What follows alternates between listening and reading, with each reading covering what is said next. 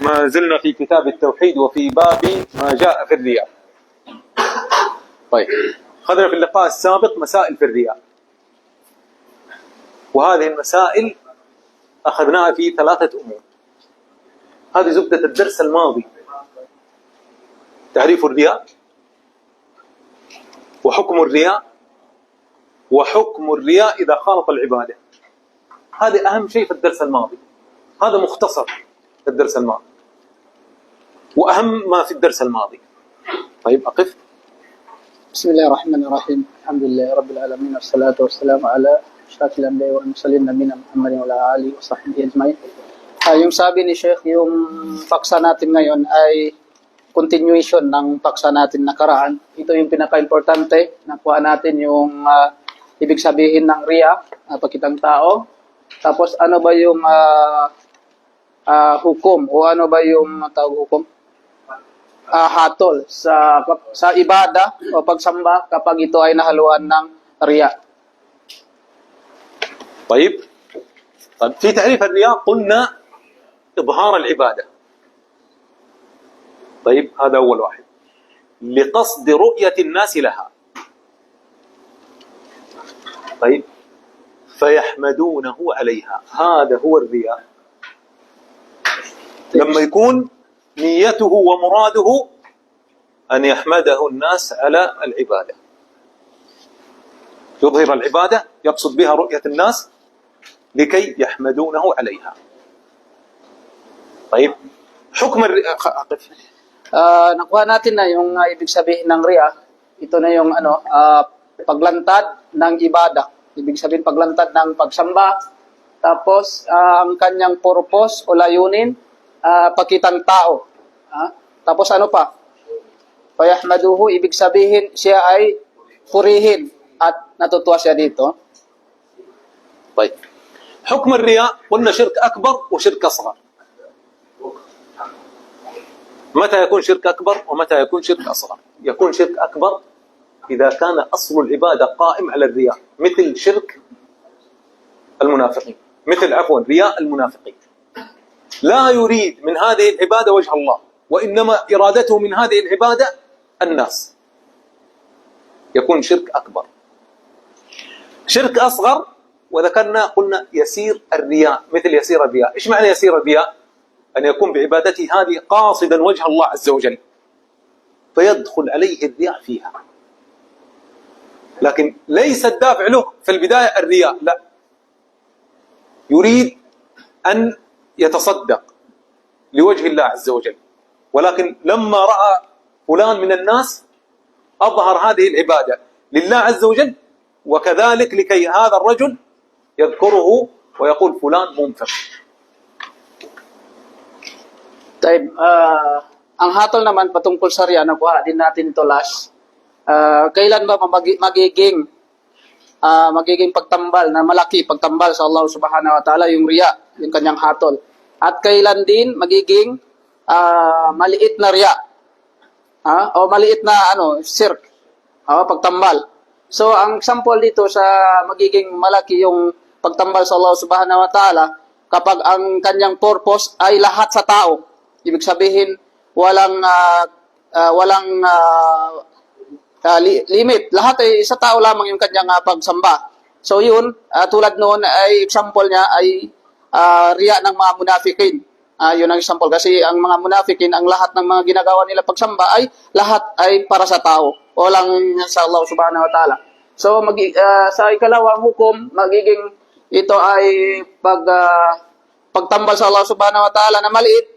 Tulad ng example niya, ang isang tao daw, ang kanyang purse na hangarin ay lillah, para sa Allah subhanahu wa ta'ala. Tapos magiging riya ito kapag may nakakita sa kanya. Ibig sabihin na baling ang kanyang intensyon napunta sa tao na nakakita sa kanya. Yun ay example ng pagtambal sa Allah subhanahu wa ta'ala na maliit. طيب هذا لما يكون شرك أكبر وصغر. حكم العبادة إذا خلطها الرياء، قلنا إذا كان يبنى أولها على آخرها، يعني عبادة متصلة تبطل العبادة كاملة، وإذا كان لا يبنى أولها على آخرها فتبطل ما خالطه الرياء. ضربنا مثال، أنا أريد أن أتصدق ب20 ريال، فبذلت 20 الأولى وكانت خالصة لوجه الله، 20 الثانية عفوا 10 الثانية أردت فيها المدح، فال10 الأولى تقبل، وال10 الثانية، فال10 التي خالطها الرياء لا تقبل، وال10 التي كانت خالصة لوجه الله هي المقبولة. أما لو كانت في الصلاة، لأنه يبنى أولها على آخرها، فالصلاة تبطل كاملة. Ito naman, hatol sa pagsamba kapag ito ay nahaluan ng riya. Ano bang hatol dito? Tulad ng example ni Sheikh, kapag ang ibada o pagsamba ay may kaugnayan sa unahan at may kaugnayan sa hulihan. Example noon ay pagsasala. Ang pagsasala po ay may kaugnayan sa first na ginawa mo at may kaugnayan din sa last. So kapag ang sala mo ay may riya sa unahan, ibig sabihin, ganun din ang katapusan ay baliwala din ang kanyang, ano tawag dyan? Sala. Kung ganun din, kapag sa ulihan naman, ay, ang kanyang riya, ganun din, madadala niya yung sa unahan na ginawa niya, tulad ng sala. So, example din ni Sheikh, yung patungko sa paggawa sa sadaka. Kapag nagsadaka, nakuha natin to, ito ay walang kaugnayan sa first at hulihan. Kapag may pera ka na 20 SAR, tapos yung 10 SAR na ay sinadaka mo para kay Allah, yun ay ibada. Kapag yung 10 SAR na yun ay pinagsadaka mo, may riya, ibig sabihin yung 10 SAR na yun ay hindi ibada, ibig sabihin hindi tanggap.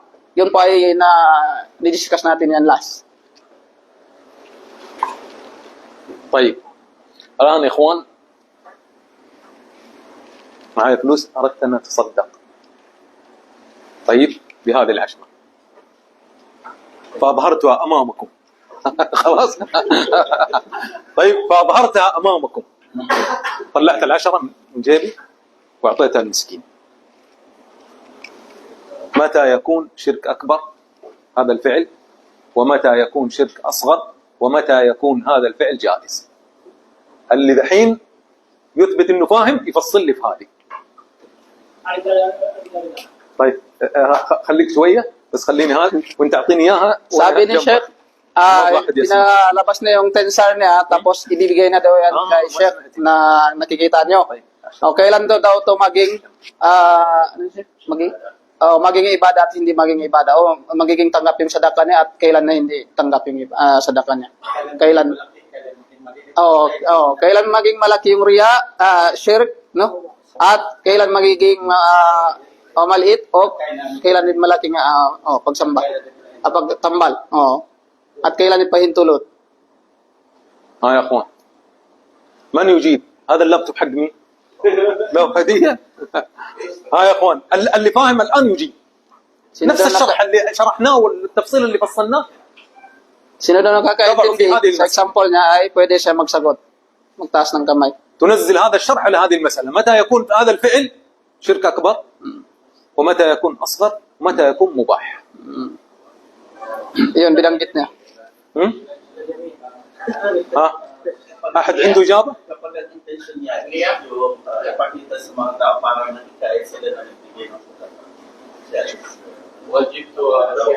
Okay, yun, makbul. طيب Hindi daw ijaba siya. طيب ايش يقول؟ نسمع. ايوه، اذا كان الصدقه يعني يقتدي الناس به، ايه ايوه، فالصدقه هذه يعني مقبوله. ما شاء الله. طيب ومتى تكون شرك اكبر؟ Kailan daw magiging pagtambal na malaki naman?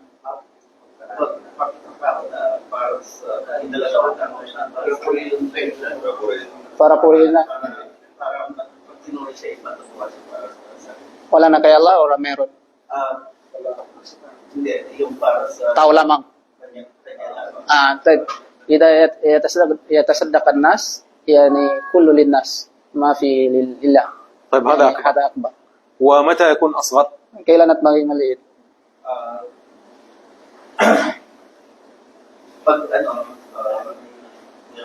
Yung sample niya kanina, pag sadaka tayo, huwag mo pala yun. Kailan maging maliit yung sadaka niya kanina?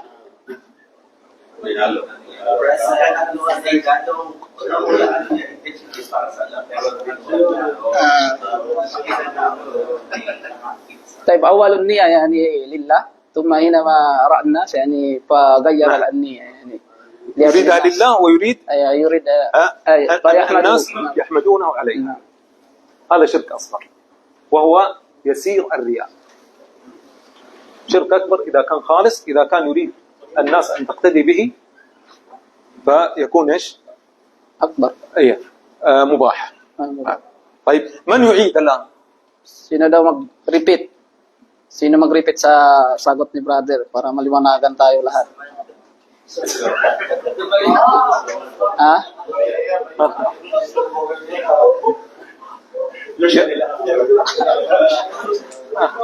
اللي جنبه لا لا أنت تعيد.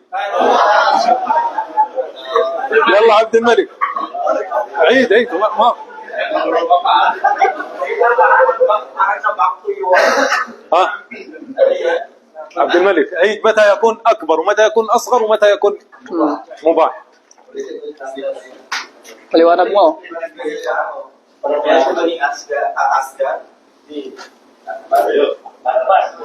Okay, magiging shirkul akbar siya pagka yung ginawa niya is wala na para sa Allah, hindi para sa tao.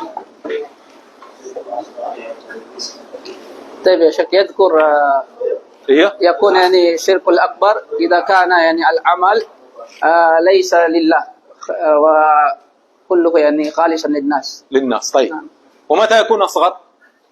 Yung asgam naman is pag nahaluan siya, kunwari yung first na ano niya is para sa Allah subhanahu wa ta'ala, pero along the way nahaluan siya ng riya. يكون أصغر يعني أول النية لله ثم يصنع العبادة هناك يرى الناس فيغير النية يعني. مو يغير النية، نقول يخلطها. يريد الأجر من الله عز وجل ويريد أن الناس يحمدونه عليها. bisa nahaluan no? نعم يخلط. يخلط يا إخوان. طيب هذا رياء، هذا أصغر.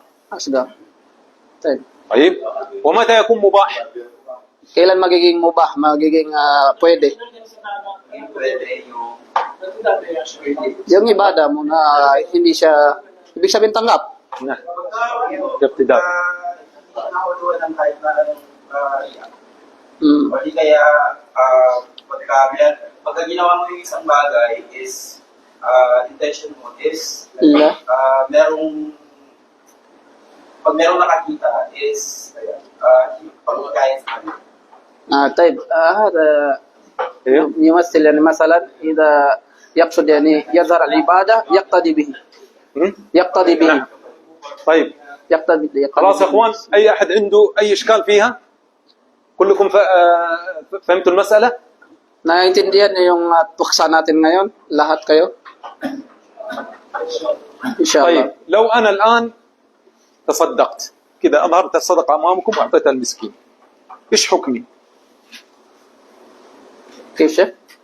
لو انا الان اخرجت هذه الصدقة واعطيتها مسكين امامكم كذا، هذا انا ايش حكمي؟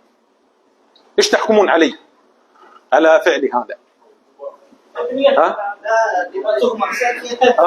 مرائي؟ مباح؟ طيب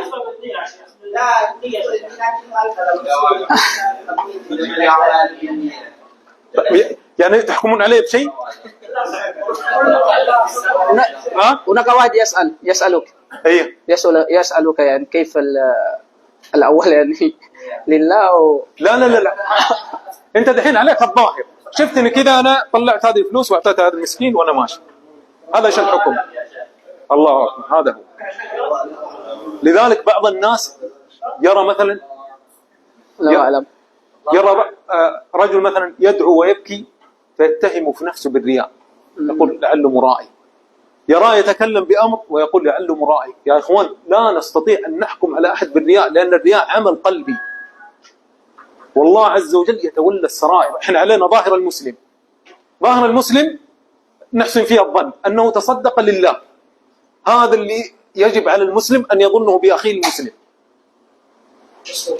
لكن النية لا ندخل في هذه النيات. طيب.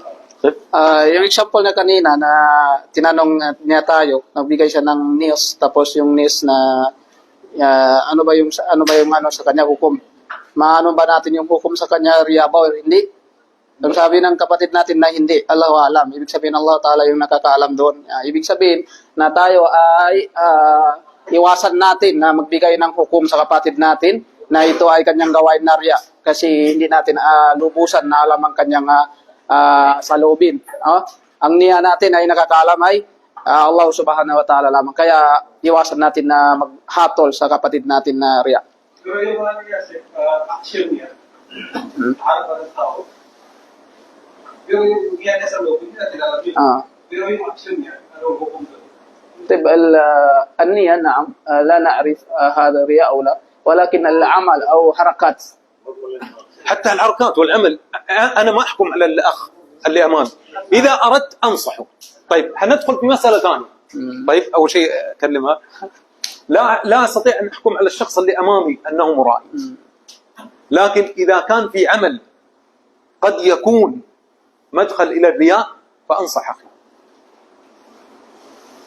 يعني بعض الناس مثلا، طيب مسألة تترجم هذه الأولى. Sabi ni Sheikh yung sagot mo daw, kahit na makikita mo yung kanyang aksyon, ay hindi rin pwede natin na bintangan o bigyan ng hatol na i-judge siya na yun ang ginawa niya ay riya. Hindi po. Hindi po pwede gano'n na. Kaya dapat tanungin kung ano ba yung purpose niya, kung gusto mo tanungin. Hindi ba pwede? Alas. السؤال؟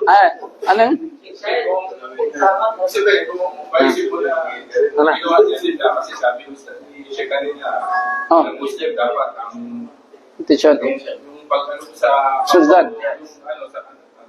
Sundan. Sundan. Isipan mo siya ng Maganda. pwede ba yung malapit siguro na parang mas mainam siguro wag kayang nang mag-isip تمام. قال يعني يوضح الكلام يعني لازم يعني عند الناس يعني حسن الظن لأخي المسلم. صح. نعم. هذا الأصل.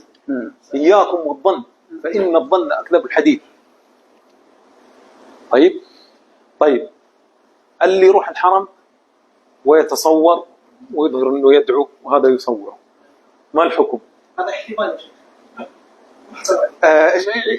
انت ايش تحكم عليه الان؟ لا نحكم، لكن هو الذي بنفسه يحتمل قد يكون هذا. ايوه يا اخوان، بالنسبه للتصوير في الحرم، التصوير في الحرم يدخل في مسألتين. المسألة الأولى حكم التصوير، والله أعلم يا أخوان التصوير محرم.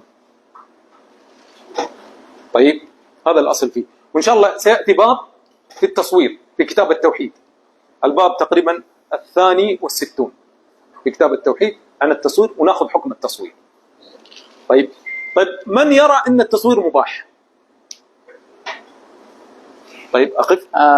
Yung ngayon papasok tayo sa masala o paksa ng pag-taswir, ibig sabihin na pagbibideo ba or pagpipicture. Yung sabi ni Sheikh, may mga dapat na pag-aaralan natin dito na detail talaga siya, detalyado. Hindi natin na basta-basta hukumin na ito ay riya. Makukuha din natin to, sabi ni Sheikh. طيب هذه المسألة الأولى حكم التصوير. ثاني تصوير العبادة نفسها. يا أخوان السلف الصالح ما كانوا يستطيعون أن يخفون عبادة إلا أخفوها.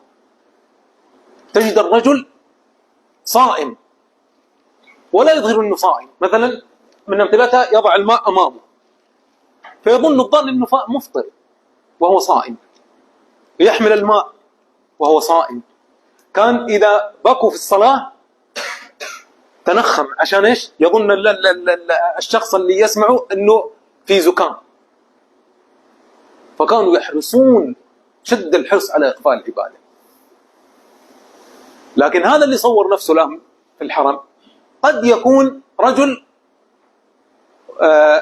عمل له توكيل لكي يحج عنه أو يعتمر عنه، فيريد أن يظهر لهذا الرجل، صور نفسه ويريد أن يظهر أن هذا أني قد حججت عنك أو اعتمرت عنك.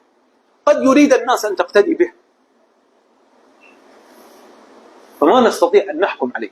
بعض أهل العلم يقول لا هذا مرائي، لكن في الحكم يعني فيها نظر، لا نستطيع أن نحكم عليه. هذا هو الصحيح، لأن لم ندخل في نيته. Chef, paki-explain niyo. Parang naiwan ako sa ano. أعيد ما هي مشكلة، أنت تقولوا لي وقف. طيب، بالنسبة للتصوير، تصوير العبادة، يجب على المؤمن أن يحرص على أن يخفي عبادته، لأن هذا فعل السلف. Tinggal daw sa pag-record, pag-picture o pag-video ng mga ibadat natin, kinakailangan natin itago ang ating mga ibadat kasi ang mga salaf talaga tinatago nila yung kanilang mga ibadat. Halimbawa, halimbawa kanina, kahit fasting siya, pinapakita sa mga tao na hindi siya fasting. Basta ibadat, tinatago talaga yun. ذكرت مسألة الصيام. إيه. طيب، هذا بالنسبة. الذي تصور في الحرم كذلك لا نسيء بها الظن، ننصحه، حاول أنك تخفي عبادتك، لا تظهرها، قد يدخل عليك الشيطان فتدخل في الرياء، لكن لا نستطيع أن نحكم عليه بالرياء. Tinggal doon mga kapatid sa mga nagpipicture o nagre-record ng kanilang mga ibadat sa haram, hindi tayo po pwedeng kakatol ng kanilang mga ibadat ay pakita ng برضه الذكر ما هي رياء، الذكر. Pero yung nga lang ay labag sa kaugalian ng mga salaf na ang mga ibadat talagang pinatatago. الله عز وجل يقول: ومن أهل المدينة مردوا على النفاق لا تعلمهم نحن نعلمهم. هذا الخطاب موجه للنبي صلى الله عليه وسلم، إن هناك منافقين وأنت ما تعلم أنهم منافقين. فإذا كان النبي صلى الله عليه وسلم لا يعلم ما في قلوب الخلق، فكيف بنا نحن؟ فالأصل أن نحسن الظن. Merong ayat sa Surah At-Taubah, nasa Madina ay may mga munafik. Nasa Madina ay may mga munafik. Na kung saan siya wala mga natala. Maging ang propeta ay hindi. Kaya kung ang propeta mismo sa Sallallahu Alaihi Wasallam ay hindi natala at hindi siya kumahatol kung sino ang mga munafik, siyempre maliban doon sa ipinahayag sa kanya, mayroong wahid na specific na tao ay munafik. Kaya kung ang propeta mismo hindi natala, lalong-lalo tayo, hindi tayo po siya Hatol. طيب، أدلة الشيخ محمد بن عبد الوهاب في هذا الباب: أول آية قول الله عز وجل: قل إنما أنا بشر مثلكم. هذه في سورة الكهف. إذا ذهبت إلى كتب التفسير كلها، الغالب في أهل العلم أن ينزل هذه الآية على الرياء. يعني لما أتى بها الإمام محمد بن عبد الوهاب ما أتى بها من عنده، ولكن أتى بها من فعل السلف. Ang ginawang dalil o basehan ng muallif si Muhammad Abdul Wahhab ay ito. Ang talata na ito, "Qul innama ana basharun mitlukum yuha ilayya ila akhir al-ayah." Ito ang kanyang ginawang basehan patungkol sa riya. طيب، يقول: قل، الخطاب موجه للنبي صلى الله عليه وسلم: يا محمد. Ang ibig sabihin ng qul dito, sino ba yung second person na second person dito ay Muhammad sallallahu alaihi wasallam. Qul ya Muhammad. Ay ibig sabihin second person. قال: إنما أداة حصر. Yung innama dyan ay adatul hasar. Ano ba yung adatul hasar? yung silent yan lamang. Lamang. Sabihin, wala nang iba pa. Wala nang طيب، iba pa. أنا بشر، يعني النبي صلى الله عليه وسلم بشر. Ang ibig sabihin na ana bashar, ako ay tao lamang. Ana bashar. طيب، قال: يعني أي لست ربا ولا ملكا ولا إله تصرف لي العبادة، ولا أنفع ولا أضر، بشر. Ibig sabihin na ako ay tao lamang ay hindi siya Diyos at hindi din siya anghel. Yung ibig sabihin nun. طيب ثم ذكر قال مثلكم. طيب خلاص إنما أنا بشر، تنتهي. ليه أتى بمثلكم؟ تأكيد على بشرية النبي صلى الله عليه وسلم. At sinabi niya ay mitlukum, ako ay tao lamang tulad nyo, tulad natin. Ang propeta Muhammad SAW ay tao lamang na hindi siya Diyos at hindi siya anghel. طيب إنما أنا بشر مثلكم، هذا قول من؟ الله عز وجل يأمر النبي صلى الله عليه وسلم أن يقوله، ليس قول الإمام محمد بن عبد الوهاب. Itong talata na yun, kaninong salita daw to? Siyempre, ito ay salita ng Panginoon natin. Panginoon natin, Allah subhanahu wa ta'ala. وطالما أن النبي صلى الله عليه وسلم بشر فهو لا يستحق أي صفة من صفة الله عز وجل، من صفات الربوبية أو الألوهية. Doon sa ibig sabihin na ako ay tao lamang na walang katangian sa propeta Muhammad SAW na siya ay Diyos ba o ano pa man o anghel. Tulad din natin siya. طيب قال يوحى إلي. شوف الشيخ مصطفى قال النبي مستجاب الدعوة وبركته يعني مبارك النبي صلى الله عليه وسلم، حقيقة نعم صح، لكن مستجاب الدعوة طيب لا ينفع ولا يضر النبي صلى الله عليه وسلم. لذلك في قاعدة هنا ذكرناها، لا ينفع ولا يضر إلا بالتوحيد والإيمان. الانتساب إلى الصالحين لا ينتفع به صاحبه إلا بالتوحيد والإيمان.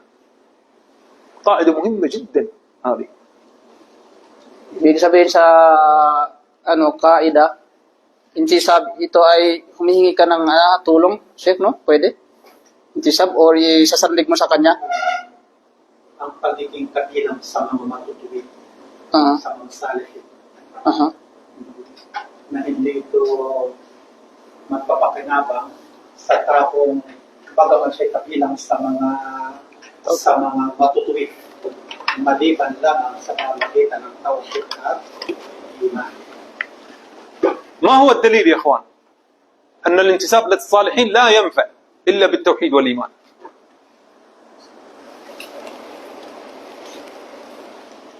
يا اخوان شيخ ممكن أن يوضح لنا الانتساب؟ الانتساب يعني يكون مثلا رجل صالح ابي او اخي، هل ينفعني بدون توحيد وايمان؟ هل يستطيع ان يشفع لي عند الله عز وجل لو كنت مشرك؟ ايش الدليل؟ أدلة كثيرة جدا. Ang ibig sabihin ng intisab dito, example niya, kapag ang tatay mo ay isang magandang tao o saleh, ay matakutin sa Allah subhanahu wa ta'ala, ikaw ba ay pwede niyang syafa'a? Ha? Yung kung ikay ba ay kabilang sa angkan o pamilya ng mga matutuwid na يا tao. اخوان mayroon bang yun ba ay may siguro di ba? Yung sasabihin na, kung kasali na rin siya. Kasali naman. Kasi sali yung niya, tatay niya. O, ganun ba siya? Makakasali ba siya? Yung angkan. Oo, angkan. Kaya yung pagiging kabilang doon sa angkan ng mga matutuwid mga sali, yun ba ay magpapakinabang sa kanya? Maliban na lang sa may tauhid o iman. مثل من؟ أعطونا أمثلة. Sino نوح عليه السلام، إبراهيم عليه السلام، امرأة نوح وامرأة لوط، فلم يغنيا، الله عز وجل يقول فلم يغنيا عنهما من الله شيئا وقيل ادخلا النار مع الداخلين. Maraming mga example tulad ng yung kisa ni Noah, pati yung anak niya. 'Di ba? Yung anak niya ay hindi sumama sa kanya. Na yung si Noah ay siyempre sali. Na hindi din niya pati yung Muhammad, نعم أبو محمد Abu Muhammad, yung tatay ni Propeta Muhammad SAW na si Muhammad ay hindi niya masasyafa yung kanyang tatay kasi Abu Talib, namatay ay kafir, hindi na naman palataya. Nanay niya, ganun din. طيب وكذلك فاطمة بنت محمد صلى الله عليه وسلم ورضي الله عنها قال يا فاطمة بنت محمد سليني من مالي ما شئت لا أغني عنك من الله شيئا. إذا لم تدخلين في الإسلام وفي الدين ما أستطيع أن أنفعك، لكن إذا دخلت يستطيع أن ينفعك. طيب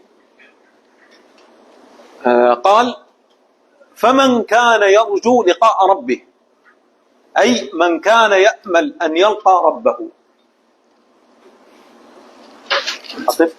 Sabihin ko na lang dito sa translate ng ano natin. Ako ay tao lamang tulad ninyo. Tapos yung yuha ay ikinakasi sa akin na ang Diyos ninyo, yung Panginoon natin Allah Subhanahu wa Ta'ala, ay Diyos na nag-iisa lamang. Kaya sino man ang naging nag-aasam, yung sino yung yarju, ibig sabihin doon, yarju. Sino man naging nag-aasam ng pakikipagkita sa Panginoon niya ay gumawa siya ng gawang maayos. At huwag siyang magtambal sa pagsamba sa Panginoon niya ng isa man. Maliwanag yung ano? Kapag ay gusto natin makatagpo ang Allah Subhanahu wa Ta'ala sa kabilang buhay, ay tayo ay gumawa ng magandang gawain. At huwag natin haluan ng pagtambal sa Kanya sa anumang bagay. قال فليعمل عملا صالحا والعمل الصالح ما كان خالصا لله صوابا أي على الشريعة. Yung tafsir dito, فَلْيَعْمَلْ عَمَلًا صَالِحًا, ay tayo ay gumawa ng magandang gawain, ay ibig sabihin, ito yung magandang gawain, فَكَانَ خَالِصًا صَوَابًا. Ibig sabihin ay ang gawain natin ay lillah, para kay Allah Subhanahu wa Ta'ala, at ating tinatamasa ang kanyang gantimpala sa atin. Khalisa wa sawaba. Ibig sabihin na ang sawaba pala dito yung mga gawain na naayon, no? Naayon sa Quran at sa sunna ng Propeta Muhammad sallallahu alaihi wasallam. طيب قال فالخالص ما قصد به وجه الله ودليله إنما الأعمال بالنيات والصواب ما كان على شريعة الله ودليله من عمل عملا ليس عليه أمرنا فهو رد. Dito binigyan na ng kahulugan, ano ba yung khalis? Ito ang khalis, ibig sabihin tuos puso, no? Tuos puso, ma qasada bihi wajhullah. Ibig sabihin ang kanyang purpose ay para kay Allah Subhanahu wa Ta'ala lamang. Yun ang ibig sabihin ng khalis. So ang ibig sabihin ng sawab, ito ay makana ala syariatillah. Ibig sabihin ng kanyang gawain ay naaayon sa batas ng Allah Subhanahu wa Ta'ala at sa Propeta Muhammad sallallahu alaihi wasallam. طيب ولهذا قال العلماء هذان الحديثان إنما الأعمال بالنيات ومن عمل عملا ميزان الأعمال فالأول ميزان الأعمال الباطنة والثاني ميزان الأعمال الظاهرة. Ang dalawa daw na ito, yung taos puso at saka tama. Taos puso kung para kay Ama, tama kung ito ay ayon sa batas ni Ama at ito yung ating mga mabubuting gawa. Okay. Dahil dito, sinabi daw ng mga ulama na ang dalawang hadith na ito na pinagpatayan ng dalawang kondisyon na ito ng ating mga mabubuting gawa. Taos puso, pangalawang kondisyon, tama. Okay. Ang pinapatayan ay ang dalawang hadith. Ito yung timbangan ng mga gawa. Ang una, ito ay timbangan ng mga gawang lingid. Gawang lingid, gawang tago. Bakit? Kasi yun ay ating intensyon. At ang pangalawa, ito yung timbangan ng mga gawang lantad. طيب قال ولا يشرك بعبادة ربه أحدا هذا نهي عن الشرك وهذا يعم كل شرك ويدخل فيه الرياء. طيب ang dalil natin wala yushrik bi'ibadati rabbih ahada, ibig sabihin ito ay nahi. Ano yung sabihin nahi? Pagbabawal, negative nahi. Pagbabawal sa pagtambal Wahada ya kullu syirkin. Ito ay, ang dalil na to ay kasama dito ang lahat ng pagtambal natin sa Allah subhanahu wa ta'ala. Wa yadkhul fihi ar-riya, at nakapasok dito ang pakitang tao. Ibig sabihin, sa talata ng Quran na ito, ay lahat ng mga shirk, ano pa man ito, ay nakapasok dito. Ya ibig sabihin, kasama. طيب الدليل الثاني عفوا مناسبة الآية للباب أن الرياء من الشرك فيكون داخلا في هذا النهي. Kaugnayan ng talata na ito, أن الرياء من الشرك. أن الرياء أيوة أن الرياء من الشرك ibig sabihin, فيكون داخلا في هذا النهي. kaugnayan ng talata na ito sa aya o sa paksa natin nito, ano man kaugnayan niya? Ang riya daw ay galing sa shirk. Ibig sabihin, pasok ang riya sa shirk. Sa tambal sa Allah subhanahu wa ta'ala. Kaya kung dakilan fi hadan nahi. Ibig sabihin, ito ay kasama sa ipinagbawal sa atin. Tama siya? طيب من فوائد هذه الآية دليل على ملاقاة الله. هذه الآية دليل على ملاقاة الله، وقد استدل بها أهل العلم على ثبوت رؤية الله، لأن الملاقاة معناها المواجهة. Ibig sabihin, paida natin, makuha natin sa dalil na to, isa, dalilun ala, ano siya? Mulaqatullah. Ibig sabihin, ibig sabihin na ang mga mu'min, ang Allah subhanahu wa ta'ala ay kanilang makikita. Ibig sabihin, magkasalubong? Magkaharap. Magkaharap din tayo ng ating Panginoon sa kabilang buhay. Ibig sabihin na ang dalil na ito yung basehan natin. Waqad istadalla biha ahlul ilm. Ang mga scholar natin, ito yung ginawa nilang basehan. Ang aya na to.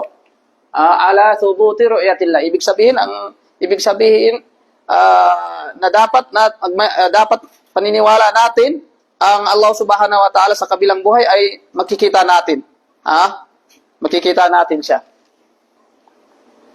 لأن الملاقة معناها المواجهة. المواجهة شيء مقابلة. نعم المواجهة هي المقابلة. Ibig sabihin ang Allah subhanahu wa ta'ala dito لأن الملاقة معناها المواجهة. Ganun din, parehas din ang muwajaha pati mulaka ay makaharap natin sa kabilang buhay. Yung mga ibang religion na ibig sabihin hindi daw makikita ang Allah subhanahu wa ta'ala, may mga paniniwala na ganun. طيب الثاني دليل على أن النبي صلى الله عليه وسلم بشر لا يستحق أن يعبد. At makukuha natin dito makapupulutan natin aral dito sa talata ng Quran na ito, dalil ala anna Rasul sallallahu alaihi wasallam basharun. Ibig sabihin ang propeta Muhammad sallallahu alaihi wasallam siya ay mensahero ng Allah subhanahu wa ta'ala, messenger, di ba? Ika nga, basharun la yastahiqu an ya'bud. Ibig sabihin na walang katangian sa propeta Muhammad sallallahu alaihi wasallam na siya ay karapat-dapat na sambahin natin. Hindi siya karapat-dapat na sambahin natin na magiging Diyos, hindi. Ito yung dalil din. Saan? طيب Yun na nga. Parang dali na kay mga din na yan ako na kapra na. Ay, kabar. نعم أشد وشد. نعم Ashad as-sirk. Ibig sabihin, mas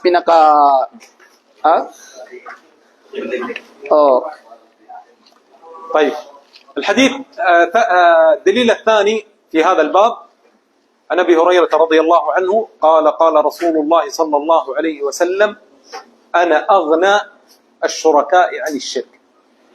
أغنى اسم تفضيل، يعني غنى المطلق لله عز وجل.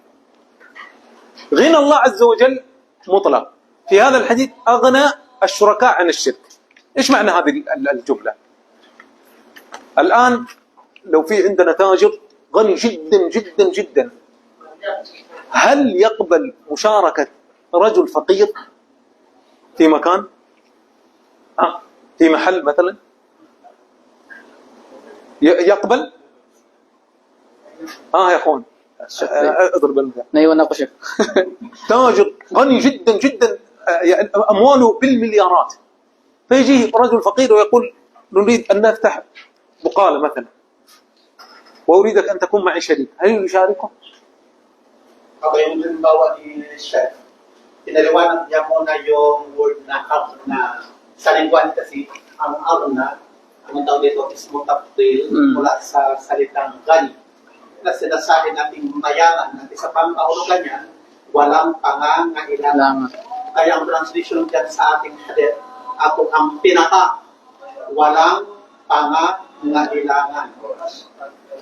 Okay, ngayon, ang isang pinakamayaman daw na negosyante, pinakamayaman.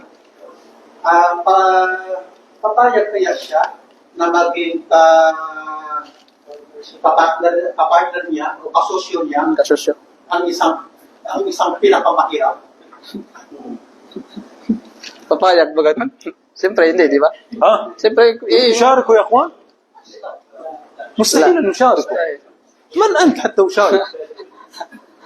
فالله عز وجل من باب اولى ان ياتي رجل ويشرك في عمله الناس ويريد ان يقبله الله. الله لا يقبل هذا العمل. Kaya din daw kaya Allah subhanahu wa ta'ala siya ang pinakamayaman. Kaya naman hindi siya papayag na ipagtambal siya sa isang nilikhang lamang niya na tao mahina. na pinakamahirap.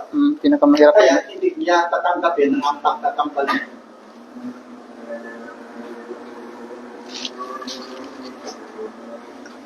طيب فالله عز وجل كيف تشركه؟ هذا التاجر بسيط ولا يملك شيء امام ملكوت الله عز وجل ويأنف ان ياتي رجل ويشاركه. فكيف انت تشرك مع الله عز وجل بشر في عمل وتقدمه الى الله عز وجل وتريد ان الله يقبله؟ Kung ang pinakamayaman nito, hindi naman ang mamayari ng anuman dito sa mundo ito. Ayaw niyang tanggapin na mayroong kapartner sa kanyang negosyo na pinapamahirap. Eh, gaano pa kaya sa ako? Ano at ako?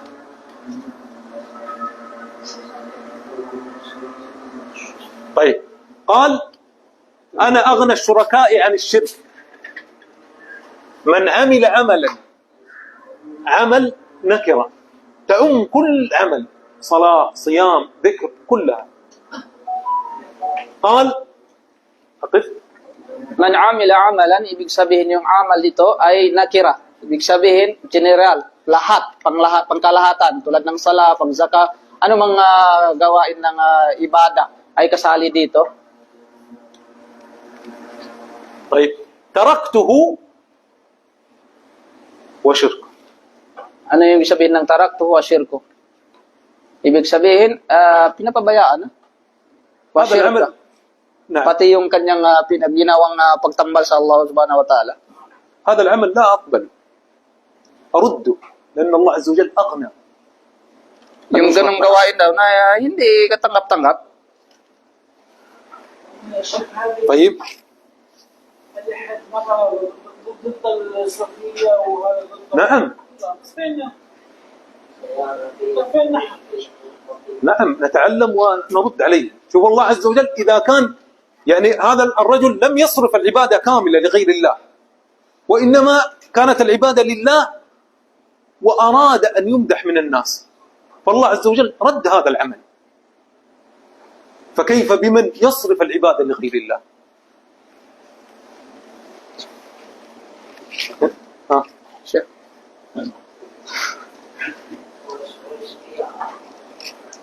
مرة عيد. عيد إذا كان الله عز وجل طيب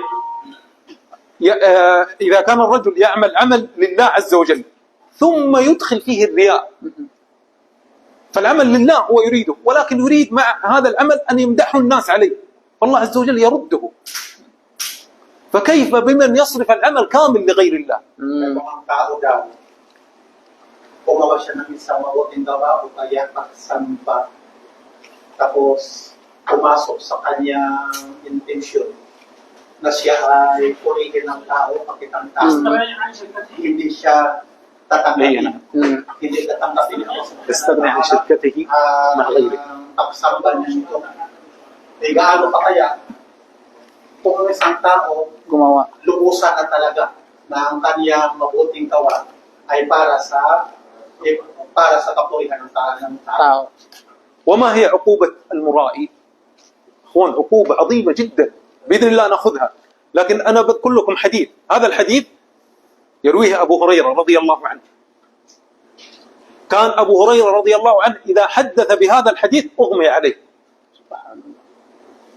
Paano daw ang kapausahan na pakitang tao?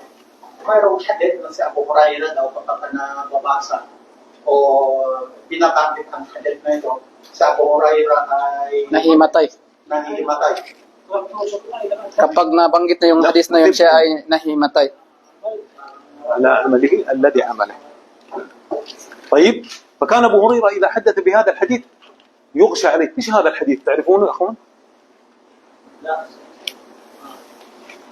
حديث أول ما تسعر النار بثلاث: رجل تعلم العلم وقرأ القرآن، ورجل جاهد في سبيل الله، ورجل أنفق. شو يا أخوان، هؤلاء لم يشركوا شرك، لكن أرادوا أن يمدحهم الناس على هذه الأمور، وفعلوه لكي يقال مجاهد، لكي يقال منفق، لكي يقال عالم. فأول ما تسعر بهم من النار. عشان كذا أبو هريرة كان إذا ذكر هذا الحديث يغشى عليه. فبلغ هذا الحديث معاوية بن أبي سفيان رضي الله عنه، فكان كذلك إذا ذكر هذا الحديث يغشى عليه. Ang binanggit niya ng hadis, kapag nabanggit ng Abu Hurairah, ang hadis na ito ay siya ay himatayin. Ito na yung tatlong klase ng tao. Unang-una, yung tao na may maalam o nananagsik ng kaalaman. Ang purpose niya ay para siya ay purihin ng tao. Ikalawa, yung mga mujahid, nagjijihad sila, para sila isabihin na matapang sila, hindi lillah. Ang ikatatlo, yung mga taong na nagbibigay ng kawanggawa, nagbibigay ng sadaka, ay para sabihin na sila ay mabuting tao na hindi tunay ang kanilang intensyon. Yung ang tatlong nabanggit na ito ay ang Abu Hurairah ay himatayin kapag nabanggit. Ganon din na sino yung isa? Si Muawiyah, ganon din. Kapag sinasalaysay ni Muawiyah ang hadis na ito, ganon din ay siya ay himatayin sa hadis na ito kapag nabanggit niya. طيب، مناسبة الحديث لهذا الباب. Kaugnayan daw ng hadis na ito sa paksa natin na ito. أن العمل الذي يخالطه الرياء لا يقبل. طيب. Kapag daw ang isang tao or gumawa siya ng ibada, tapos hinaluan niya ng riya ang kanyang ibada na yan o ang pagsamba na yan, لا يقبله الله. la yaqbalullah. Ibig sabihin na hindi tanggapin ng Allah subhanahu wa ta'ala ang kanyang gawain. خلاص، دليلك إن العمل الذي يخالطه الرياء لا يقبل هذا الحديث. أنا أغنى الشركاء عن الشرك، من عمل عملا أشرك معي فيه غيري تركته وشركه. Ito yung hadis, kapag sabi na ang ginawa natin, ang ating ibada, na hinaluan natin ng riya, ito yung dalil na hadis. Ana agna syuraka an syirk, man amila amalan asyraka ma'i fihi ghairi taraktu wa syirka. يا أخوان، نحرص على الإخلاص. والإخلاص كلمة في اللغة معناها الصفاء والنقاء. لذلك يقال ذهب خالص صافي نقي. طيب، فنخلص ونجعل أعمالنا خالصة لله عز وجل، نقية ليس فيها لبشر شيء. Sabihin na Sheikh, mga kapatid, na pagsikapan natin ang ating gawain ay khalis. Ibig sabihin, pure, na walang halomang pagkitang tao. Ibig sabihin na dapat ang mga gawain natin, lahat ng mga gawain natin pagsamba sa Allah subhanahu wa ta'ala ay para sa Kanya lamang, na hindi natin na pwede haluan ng sinuman. طيب، أهم شيء يا إخوان في هذا الدرس تضبطوا لي هذه المسائل: التعريف، الحكم، حكم العبادة إذا خالط. Sa natin na to, sa pamagat na paksa kinuha na natin, na pag-aral natin, ang pinaka-importante ito. Dapat alamin natin yung kanyang kahulugan at ang kanyang hatol at hatol sa ibada o pagsamba na hinaluan natin ng riya. طيب Ito yung mahalaga sa paksa na to. هذا والله تعالى أعلم. صلى الله وسلم على محمد وعلى آله وصحبه. بقي دليلا إن شاء الله في اللقاء السابق. May dalawang dalil daw na